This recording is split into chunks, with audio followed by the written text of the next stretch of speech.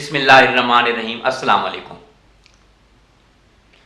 आज मैं आपको एक ख़तरनाक मर्ज़ के हवाले से बताता हूँ कि ख़तरनाक मर्ज़ का इलाज जो है वो कैसे मुमकिन है, जिसे गैंग्रीन कहते हैं। गैंग्रीन हो या ऑस्टियोमाइलिटिस हो, ये दोनों ही ख़तरनाक हैं। डॉक्टर साहबान इसका इलाज जो है, इलाज नहीं बताते बल्कि अपना इसका ये फरमाते हैं कि अपना ये हिस्सा जो है मफलूज हो गया, ये काटना पड़ेगा।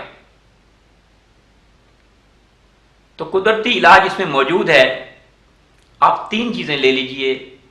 गेंदा के फूल, दूसरे नंबर पे हल्दी, तीसरे नंबर पे गाय का पेशाब। ये 3 चीज़ें ले लीजिए। इसकी आप चटनी बना लें और ताज़ा चटनी बनाएं।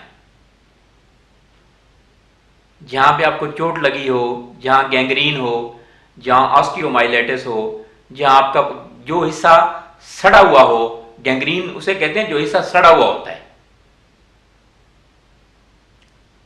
तो गैंग्रीन के लिए आप इसकी चटनी बनाएं और सुबह दोपहर शाम 3 टाइम आप लगाएं।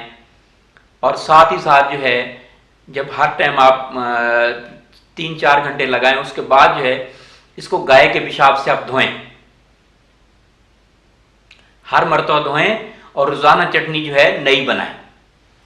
इंशाल्लाह कुछ ही दिन में आप इंशाल्लाह तंदुरुस्त हो जाएंगे। खुराक के तौर पे कुंवार बूटी का आप जूस पीजिए, एलोवेरा का आप जूस पीजिए।